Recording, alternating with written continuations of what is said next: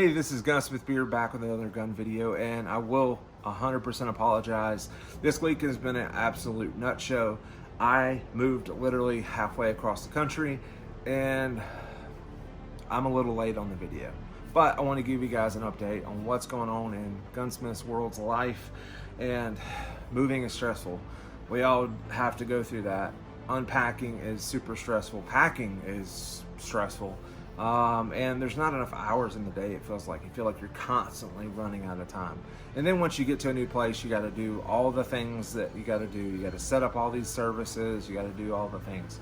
And it's super, super tiresome. So I do apologize for being late on this video, but let's talk about guns. But first, I have to thank you guys.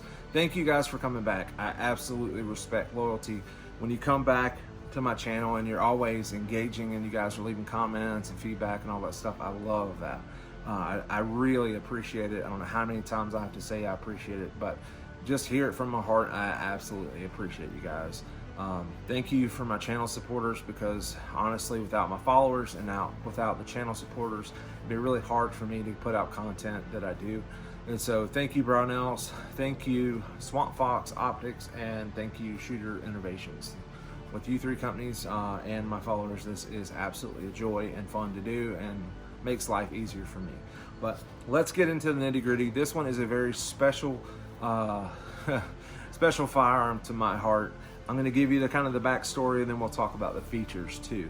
But I'm going to call this, and we'll get into why I call it this. In my opinion, this is the Kimber Killer. And the reason I call it that is because if you know anything about 1911s, and this is a 1911-70 series. If you know anything about 1911s, you'll know if you're above a certain price point. So let's say if your 1911 is about $1,500 or less, a lot of times when you take them apart, and I mean completely apart, I'm not talking about field stripping, I'm talking about gutting all the parts out of the slide and the frame. Sometimes, I'm not going to name any companies, but sometimes they don't have good quality parts. They actually have MIM'd parts. And so is MIM'd a good quality part? In my opinion, no. A bar stock or tool steel part, like the disconnect, the sear, the hammer, those parts need to be good quality parts, especially if you're going to shoot this gun a lot. So if you're not going to shoot your gun a lot, then that's why those companies do what they do. They, according to the engineers that I spoke with a couple of SHOT Shows ago, they told me, you know, the reason they do that is because when they did the national average, most people only shoot about 600 rounds in their 1911, and they can't justify spending the extra money to give you a solid 1911 unless you pay a lot of money for somebody to hand fit those parts. And, you know, it is what it is. A lot of guys, I mean, there is truth to that. A lot of guys go to the range, they shoot a bunch of rounds, not a bunch, but maybe some, and then they clean it, put it in the safe. And that's why they do what they do. When you spend a lot of money on a custom gun that's hand fitted start to finish, I guarantee you those have good quality parts, but you're going to pay for it because the sticker price is usually not going to be $1,500 or less. It's going to be like $2,000, $2,500, $3,500. You know what I'm saying? So you're going to get the point. So why is this 1911 special? Why would I even call it a Kimber Killer to start with? That's a great question. So pick on Kimber one more time, and then we'll move on. I don't like Kimber. So 1911 guys that are real 1911 guys, they won't come to me and say, I have a really nice 1911, and they start talking about their Kimber. Sorry, you don't have a good 1911. You have an ex-wife. And you're like, what? I have an ex-wife? What do you mean by that? I mean, your gun, your 1911 is pretty on the outside, but it is ugly as hell on the inside. And the parts on the inside are rotten. That's what a Kimber is to me. And so I'll stop with my personal opinion on their firearms and why they're not great. But this is a custom built, hand finished, start to finish, all custom parts 1911. And this one does not have serrations because it was one of one. It was the first 1911 I ever built.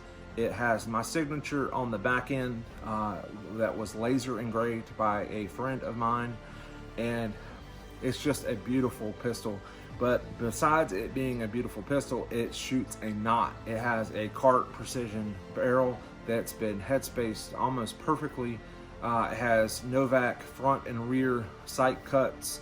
It has a mini comp on the front that works really well, keeps the muzzle and the slide pretty flat.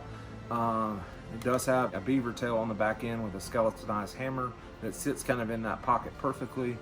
Skeletonized trigger.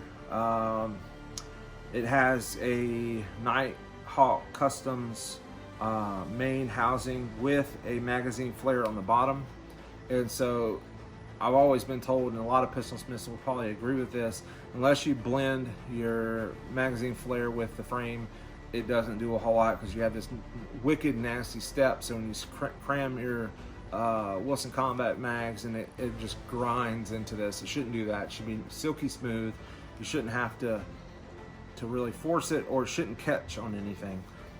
Okay, tangent over, sorry about that, but all the parts for the most part are Nighthawk Customs. Really, really good quality pistol. The trigger I have is right around 3 pounds. It has a little bit of take up, but I have a pretty distinct wall, so I'm gonna turn it around.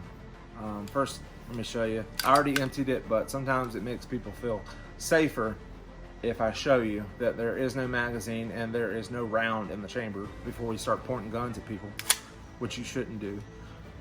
There's no cameraman, so it's just me and the camera. But anyway, the trigger is about 3 pounds. Super clean, super crisp. All right, so look at this again. This is how light this trigger is. I'll try to get up close and personal. Super clean. But again, I have nice audible clicks. I mean, it's just a really nice pistol, guys. Oh, real quick too, I'm probably gonna get a question on this, and so you guys know, the grip panels, they're made out of G10. And if you look up G10, a lot of guys freak out and they're like, oh, it's made out of paper. Well, not quite. It's very compressed paper that's compressed with so much hydraulic pressure and so many different layers, it's like concrete. And this has nice texture. I'll show you real quick. It's a little aggressive, so if you shoot a lot, you might like this one because it'll do that to your fingers. So keep that in mind, but this is made by VZ Grips. They tend to be a little pricey, so if you're looking for grip panels, something like this, they're easily in the $60 all the way up to $80 range, so they're kind of expensive for grip panels. So I do have the upgraded panel screws.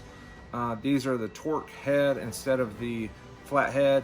I like those a lot better because it is better. If you want to keep it classic, then yes, you probably should go with the flat instead of torque, but this is my gun, custom built. I want it the way I want it, and so it is what it is. But this is very dear to my heart. I figured I'd share it with you guys. I love this pistol. It shoots phenomenal. It's just a really nice pistol. Everything is very tactile, fits perfectly.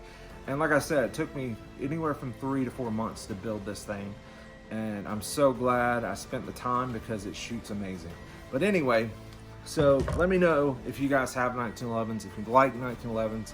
Not everybody does, and that's fine. You don't have to be an older gentleman to have a 1911 because there are a lot of cool 1911s out there. But I'll probably get a lot of heat for some of the comments I made about Kimber, but it is what it is. When you guys start buying a quality 1911, I don't want to say become a gun snob when it comes to crappier 1911s, but maybe you do. Maybe I have, I don't know. You can tell me in the comments if I'm wrong, and maybe I am, but that's just how I feel. So thank you guys for your time. Thank you guys for coming back this week. And again, I'm sorry for being late with this video, but I do appreciate you guys, and I will catch you in the next one. See ya.